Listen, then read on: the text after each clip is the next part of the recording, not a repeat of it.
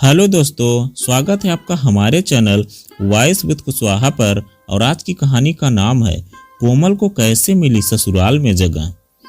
अब यह समय आ गया है कि जात पात का कोई मतलब ही नहीं है। अब क्या बिना नहाए धोए नौकर किचन में घुसेंगे?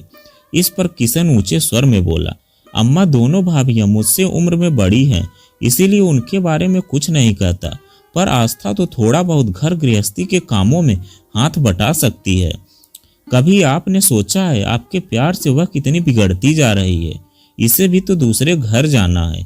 क्या यह ठीक है कि घर की सभी औरतें हाथ पर हाथ धरे बैठी रहें और बेचारी कोमल ही घर के कामों में जुटी रहे?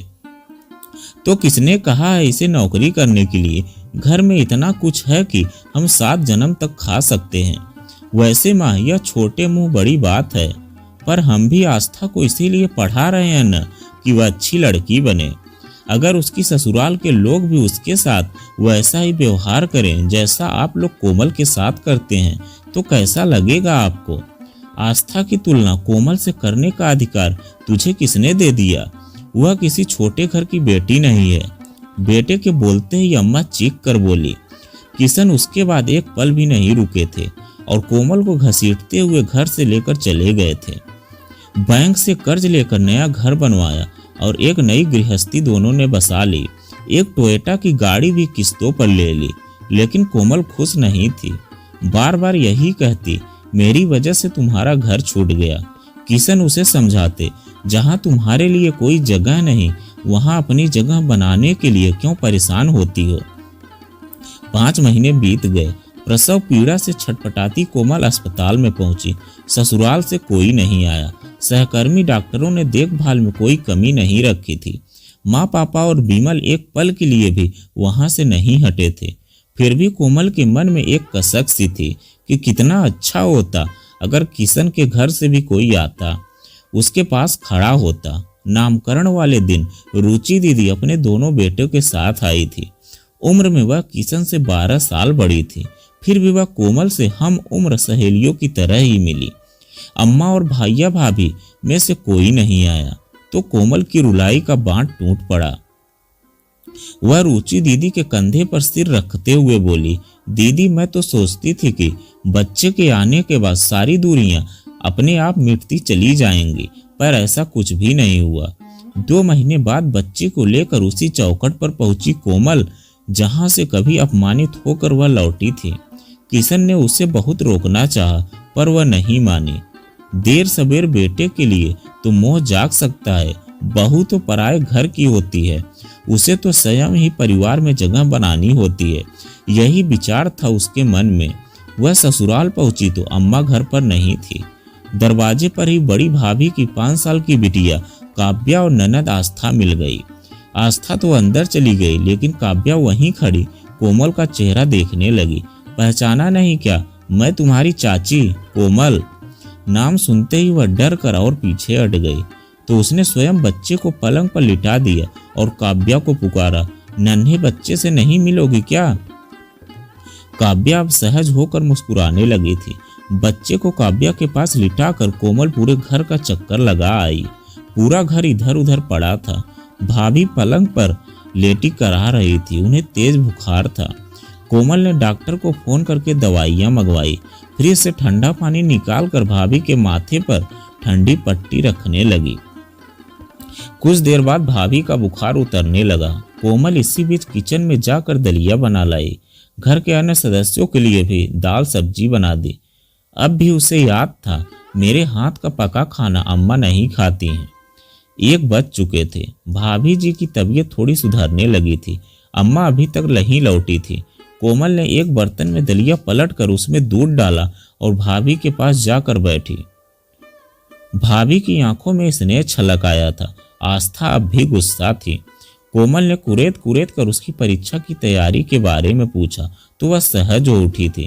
काव्या मुन्ने के साथ खेल रही थी। तनाव के बादल छंटते जा रहे थे। इतने में अम्मा आती दिखाई दी। अम्मा की बेरुखी अब भी पहले की तरह कायम थी। उन्होंने एक उड़ती सी नजर बच्चे और कोमल पर डाली। कोमल ने उनकी गोद में बच्चे को डाल दिया था। उसे अब भी विश्वास था कि प्यार की आंच से मन में ठोस हुई भावनाओं को पिघलाया जा सकता है। पोते को आशीर्वाद नहीं देंगी? उसने अम्मा की आंखों में झांका। उन्होंने सोने का सिक्का पोते की हथेली पर तो रख दिया, पर वैसा अपनापन अम्मा ने नहीं दिखाया जैसा कोमल चाहती थी। घर लौटने के बाद भी कोमल बराबर बड़ी भाभी का हाल चाल पूछती रहती, परहेज और दवा के बारे में भी बताती रही। उसकी सद्भावना के आगे बड़ी भाभी नतमस्तक हो उठी थी। फोन पर ही सिसक उठी और बोली, कोमल हमें माफ कर दो, बड़ी ही बदसलूकी की मैंने तुमसे। भाभी बात कर रही थी कि तभी आस्था ने फोन छीन लिया था। भाभी बच्चा कैसा है और भैया कैसे हैं? वहीं बैठी बैठी सबके बारे में पूछती रहोगी या घर आकर मिलोगी भी? उस दिन के बाद से आस्था और काव्या जब भी समय मिलता बच्चों से खेलने पहुंच जाती। भाभी फोन पर ही बच्चे की परवरिश की हिदायतें देती रहती। कभी कभी अम्मा से छिपकर बच्चे के लिए और कोमल के लिए पिस्ते बादाम की कतली भी बच्चों के हाथों भिजवा देती। धीरे धीरे किशन के परिजनों से कोमल की दूरियां मिटने लगी थी, पर उसे तो अम्मा के पास पहुंचना था। परिवार की मुखिया तो वही थी। अचानक अम्मा की कराहट ने कोमल को अतीत के झरोखे से खींचकर वर्तमान में ला पटका। सामने ईसीजी मशीन का मॉनिटर उनके हृदय की धड़कनों का संकेत दे रहा था। एकाएक अम्मा की सांस फूलने लगी, शरीर पसीने पसीने हो गए। घर के सभी सदस्य घबरा गए थे। आस्था जोर जोर से रोने लगी। तीनों भाई उसे सहारा दे रहे थे। मजली भाभी थी 3 दिन पहले ही पहुंची थी। डॉक्टर ने कोमल को कमरे में बुलाकर बताया, स्थिति नाजुक है, फौरन ऑपरेशन करना पड़ेगा, पैसे जमा करवा दीजिए। अगले कुछ पलों में कोमल डॉक्टर के साथ ऑपरेशन थिएटर में थी। किशन दोनों भाइयों के साथ बाहर चहलकदमी कर रहे थे। बड़ी भाभी बच्चों को गोद में लिए हैरान परेशान से इधर उधर डोल रही थी। माँ के दूध पर पलने वाला बच्चा 4 घंटों से सिसक रहा था। कुछ ही देर में तीनों भाई, दोनों भाभियां और रुचि दीदी आस्था बाहर लगे पेड़ की छाया में बैठ गई। भाभी गहरे मौन सागर में डूब सी गई थी। आस्था उन्हें सचेत करती हुई बोली, क्या सोच रही हो भाभी? लंबी सांस लेकर भाभी बोली, कहने को तो अम्मा की 3 बहुएं हैं, पर हर जगह हर समय कोमल अपनी जगह खुद बना लेती है बेचारी। बिना रुके हर वक्त दौड़ भाग करती रहती है, फिर भी उठते बैठते अम्मा उसे कोसती रहती हैं। सच में हम सब ने उसके बारे में कितनी गलत धारणा बनाई हुई थी। ऑपरेशन थिएटर से जब अम्मा को स्पेशल वार्ड में लाया गया तब तक शाम हो गई थी। कोमल बच्चे को लेकर घर चली गई थी। भूख से बच्चा रो रो कर परेशान हो गया था। संक्रमण की वजह से किसी को भी अम्मा से मिलने की अनुमति नहीं थी। गहरी नींद के नशे में भी उनके जागते दिमाग में विचारों के बादल उमड़ रहे थे। अम्मा ने लड़खड़ाती आवाज में कोमल का नाम लिया तो सभी उनके पास आ गए थे। टूटते स्वर में वह बोली, कोमल कहाँ है? कमजोरी से फिर आंखें मूंदने लगी थी। अगले दिन थोड़ी हालत सुधरी तो उन्होंने किशन से कहा, मैं कोमल से मिलना चाहती हूँ। मैंने उसका बड़ा अपमान किया है। और उसकी आंखों से टप टप आंसू गिरने लगे। द्वार पर आई सुहागिन का निरादर किया। अम्मा दुखी मन से कहने लगी, मैंने तो उसे आशीर्वाद तक नहीं दिया और उसने मुझे जीवनदान दे दिया। माँ की बातों का उसकी संतान कभी बुरा नहीं मानती। किशन बोला, इन 4 सालों में मुझसे ज्यादा तो वह तुम्हारे लिए छटपटाती रही अम्मा। उस रात अम्मा को बहुत अच्छी नींद आई। सुबह की किरण के साथ जब कमरे का पर्दा सरका तो पूरा कमरा गुलाब की सुगंध से महक उठा। खिड़की के पर्दे सरका कर कोमल ने पूछा, अम्मा आप कैसी हैं?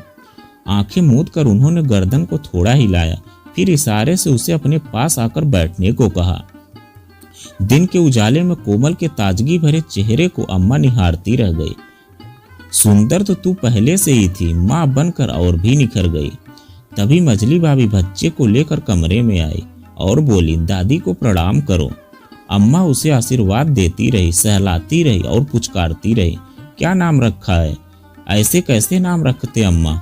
वह तो आपको ही रखना है। कोमल ने आदर भरे भाव से कहा तो अम्मा खुद को अपराधीन समझने लगी और बोली, इस रविवार को बच्चे का नामकरण समारोह हम सब मिलकर अपने घर पर मनाएंगे। जिस चौखट से तुम अपमानित होकर निकली थी वहीं पर आशीष पाने के लिए लौटोगी। अम्मा की आंखें नम हो उठी। न जाने कब आंसू के 2 कतरे टपक कर कोमल की हथेली पर टपके आंसुओं से मिल गए। कोमल को महसूस हुआ कि ससुराल की डेहरी पर उसने आज पहला कदम रखा है। तो दोस्तों, यह कहानी आपको कैसी लगी कमेंट में लिखकर जरूर बताइएगा। अगर आप हमारे चैनल पर नए हैं प्लीज़ चैनल को सब्सक्राइब और वीडियो को लाइक जरूर करें, क्योंकि आपके एक लाइक से हमें और भी अच्छी अच्छी कहानी लाने का मोटिवेशन मिलता है।